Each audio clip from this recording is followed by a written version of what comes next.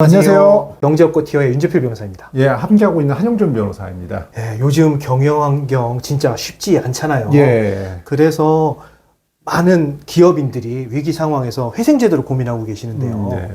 사실 오늘도 저희가 한 2건 정도의 법인회생을 상담을 했습니다. 변호사님이랑 같이 들어갔었는데요. 사실 공통적으로 사실 저희가 느끼는 게 뭐냐면 저희가 봤었을 때는 당장 들어가야 되고 그분들도 들어가고 싶어 하십니다. 안 들어가면 안 되는 상황이에요. 그렇죠. 그런데 그럼에도 불구하고 이분들이 주저주저 되시는 분들이 결국에는 비용 때문입니다. 이 비용이 절대 만만한 제도가 아니거든요.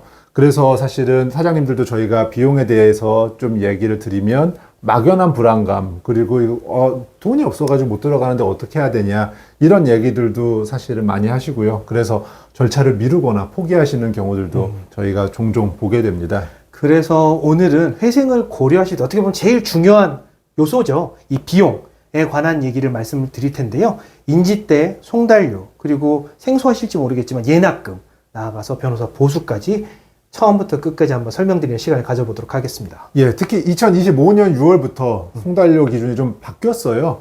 그래서 이런 부분들 끝까지 보시면 도움이 되실 겁니다.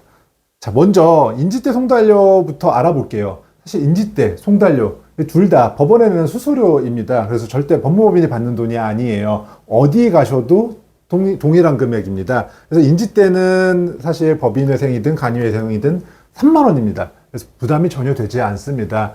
거기에 이제 송달료가 있을 텐데요. 좀 계산이 좀 복잡하기는 해요. 40회 더하기 이제 채권자 수 곱하기 3, 거기에 이제 1회 송달료가 이제 5,500원 정도 등기 우편 보내야 되니까. 그래서 계산을 쭉 해가지고 납부를 하시게 될 텐데요. 예를 들어서 채권자가 한 10명 정도다라고 생각을 하면 40 더하기 3회분이니까요. 채권자 10명 곱하기 3. 거기에 이제 5,500을 하다 보니까 대략 저희가 계산을 해보니까 38만 5천 원 정도 계산이 되는 것 같습니다. 그래서 사실 한 10명 정도다라고 하면은 그렇게 부담은 안 될 거예요. 근데 저희가 정리를 하다 보면 채권자 수가 건설회사 같은 경우에 특히 100명, 200명 되는 경우들도 있고요. 사실 또 거래처가 많은 경우들에는 어떤 경우는 상거래 채권자들 사실은 20만 원, 10만 원 정도 되는 채권자들이 많은 경우도 상당히 있습니다. B2B 회사, B2C 회사들 같은 경우에 이런 분들 같은 경우에 그 송달료가 오히려 더 많이 나와서 배보다 배꼽이 큰 경우가 많습니다. 그래서 이런 것들을 정리를 좀 미리미리 하고 들어갈 필요도 있습니다. 한 변호사님 말씀드렸던 것처럼 저희가 상담 과정에서 채권자를 어떻게 정리할 건지도 많이 설명을 좀 드리거든요. 그런데 이 송달료 문제는 아무리 커진다고 하더라도 회생에 있어서 그렇게 큰 장애 요소가 되지는 않습니다. 무엇보다 장애 요소가 되는 건 앞으로 말씀드릴 예납금과 변호사 보수 정도라고 생각을 할 수 있을 텐데요. 예납금은 좀 생소하실 거예요. 많은 분들이 예납금이 뭐야? 실제 저희 상담을 오시는 분들 중에서도 예납금의 존재를 모르고 오시는 분들이 종종 계시거든요. 예납금은 말 그대로 회생 절차에 들어가는 비용을 법원에 미리 납부하는 돈이다 정도라고 보시면 될 거고요. 이 중에 대부분은 조사위원회 보수로 이루어져 있습니다. 예. 그 일반 법인회생의 경우엔 사실 기업의 자산 규모에 따라서 이제 달라지고요. 최소 1,500만 원, 아무리 싸서 1,500만 원은 들어갑니다. 그리고 많게는 수천만 원, 억대까지 올라가기도 하죠. 네. 반면에 간이회생이라는 제도가 있거든요. 부채 총액을 기준으로 50억 원 밑에 있는 경우에 이용하는 회생 제도고요. 아무래도 제목에서 알 수 있다시피 규모가 작고 그다음에 절차도 굉장히 간소화된 제도입니다. 예납금도 따라서 상대적으로 적게 책정될 수밖에 없고요. 예납금은 최근에 작년이죠. 회생법원에서 좀 주도적으로 제도를 개선을 해서 400만 원부터 한 1,000만 원까지를 범위로 하고 있습니다. 사실 이게 법원에서는 줄인다고 줄였지만 사실 부담이 되는 건 어쩔 수 없습니다. 그래서 특히 이 회생이라는 게 결국에는 내가 돈이 없어가지고 회생을 들어가는데 400만 원, 1,000만 원 이게 말이 쉽지 사실 이거 없거든요. 그래서 저희가 한번 최근에 오늘 이제 방송 촬영하기 전에 한번 저희 최근에 가장 따끈따끈한 사건들 중심으로 한번 정리를 몇 개 정도 소개해 드리려고 확인을 해봤습니다. 그런데 실제로 며칠 전에 들어갔었던 저희 서울회생법원에 들어갔었던 시행사인데요.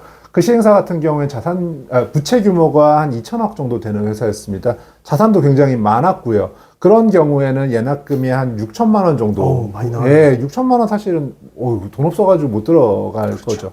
근데 채권자 수가 워낙에 많고 사실 부채 규모가 수천억이다 보니까 그 정도가 나온 것 같고요. 일반적으로 사실 저희가 아무래도 중소기업 특화이다 보니까 예. 간이회생, 일반회생 이런 부분들이 많은데요. 사실 자산과 부채가 한 3, 40억 정도 되는 서울회생법원의 이 간이회생 같은 경우에는 대략적으로 한 800만 원 정도 나온 게 있었어요. 최근에 보니까. 그리고 치과의사 선생님 있었는데요. 특히 요즘에 사실 뭐 경기가 워낙에 어렵다 보니 사실 우리가 생각하는 거의 꿈의 직장이라고 하는 뭐 직업이라고 하는 의사들도 회생을 많이 그렇죠. 예, 신청을 해요. 근데 치과 선생님 같은 경우에는 6, 7억 정도 자산 부채가 이제 자산도 한 6, 7억, 부채도 한 6, 7억 정도 되는 분이었는데 이분의 그 예납금 한 700만 원 정도 나왔습니다. 그 반해가지고 사실 수원회생법원 최근에 들어간 걸 보니까요. 모르겠습니다. 이게 법원마다 조금씩 다른 건지 왜 그런 건지 모르겠는데 이분이 물론 조금은 복잡하긴 했어요. 채권자가 많고 정리해야 될 재산들이 많았는데 자산 부채가 한 40억 정도 됐었는데요. 이분의 이제 사실 일반회생 같은 경우 예납금이 한 1,400만 원 정도 네, 나왔었습니다. 한 변호사님 말씀드렸던 것처럼 기업의 재무 규모나 그다음에 법원 관할, 채권자 수 이런 것들에 따라서 예납금이 굉장히 많이 달라진다는 걸 체감하실 수 있을 거예요. 예. 그리고 참고로 사실 법인 파산은 회생과 구조가 좀 많이 달라요. 왜냐하면 회생이라는 거는 어쨌든 그 회사를 계속 운영을 하고 그렇죠. 살려 나간다라는 측면에서 신경 써야 될 게 많은데 반면에 법인 파산은 있는 회사를 정리하는 차원의 사실 제도이거든요. 그러다 보니까 사실 예납금의 기준이 좀 다르죠. 그렇죠. 그러다 보니까 이 부분도 전에는 굉장히 높았었는데 이것도 서울회생법원이 주도적으로 예납금 기준을 좀 줄이고 있거든요. 부채 100억 미만 기준으로 해서 500만 원으로 완전히 통일을 했습니다. 전에는 금액이 그 밑에 금액 따라서 또 천차만별이었거든요. 근데 그 부분을 500만 원으로 정리가 되다 보니까 당장 파산을 하고 회사를 정리해야 되는 대표자들 입장에서는 조금 희소식이 아닐 수 없고요. 그리고 100억에서 300억까지는 1,000만 원. 300억 이상은 1,500만 원으로 일괄적으로 통일하는 상황입니다. 예. 그래서 파산 같은 경우에 조금 사실은 경감이 많이 된 것 같아요. 그렇죠. 예전에 비해서. 그렇죠. 그리고 예. 또 하나 제가 참고로 좀 말씀을 드리면 그래서 사실 예납금 부분들 회생 들어갈 때 예납금에서 우리 그 중기청에서 그렇죠. 좀 자금이 좀 있어요. 그래서 세금 체납이 없으신 분들 그리고 업종에 좀 제한이 있기는 합니다. 그래서 이 제한이 있는데 대개의 경우에는 사실은 해당 사항이 된다라고 보시면 맞으실 것 같아요. 일반적인 제조업이라던가 우리 뭐 회사들 어려우신 여러 가지 사정들 있으신 회사들 대부분 해당 사항이 될 텐데요. 그런 경우는 저희한테 말씀을 해주시면 저희가 신청을 할 때 중소기업진흥공단 중기청이죠. 중기청에서 하는 그런 자금을 보조금 지원 사업이 있거든요. 그래서 그건 저희가 안내해 드리도록 하겠습니다. 예, 지금까지 아주 기본적인 법원에 들어가는 비용들에 대해서 알아봤고요. 이제 마지막으로 어떻게 보면 많은 분들께서 가장 궁금해 하시는 부분이죠. 변호사 보수에 대해서 한번 좀 말씀을 드려보도록 하겠습니다. 예, 사실 제일 민감한 부분이자 사실은 여러분들께서 궁금하셨던 부분일 텐데요. 사실은 회생이라고 하는 제도 자체가 워낙에 사실은 좀 어렵고요.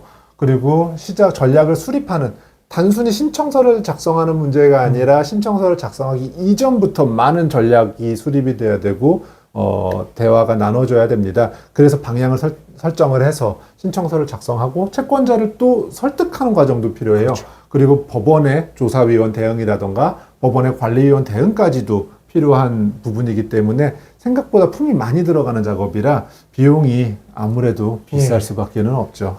좀 굉장히 조심스러운 이야기인데 솔직하게 말씀드리는 게 좋으니까요.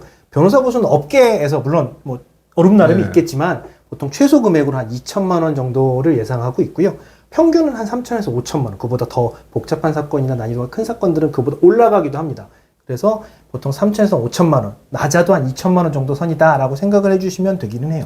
예, 게다가 이제 조금 여기다 추가가 되는 건 어떤 법무법인 같은 경우에서는 사실은 이제 법무법인 자체 내에서 이제 회계적인 정리가 안 된다거나 컨설팅이 안 되는 경우에는 회계사님이나 세무사님의 또 추가 비용이 발생하는 법인들도 있고요. 또 어떤 법인들 같은 경우, 저희 같은 경우에 사실 저희 자체 내에서 재무제표라던가 아니면은 회생계획안에서 회생계획안을 작성을 하고 또 그 계속기업 가치 산정이라던가 이런 부분들 자체 내에서 할 수 있기 때문에 그런 비용이 추가로 들어가지는 않는데 어떤 법인은 사실은 또 별도로 또 세무사님, 회계사님, 저희도 마찬가지예요. 또 아주 어려운 사건들이라던가 뭐 복잡한 사건은 또 그쵸.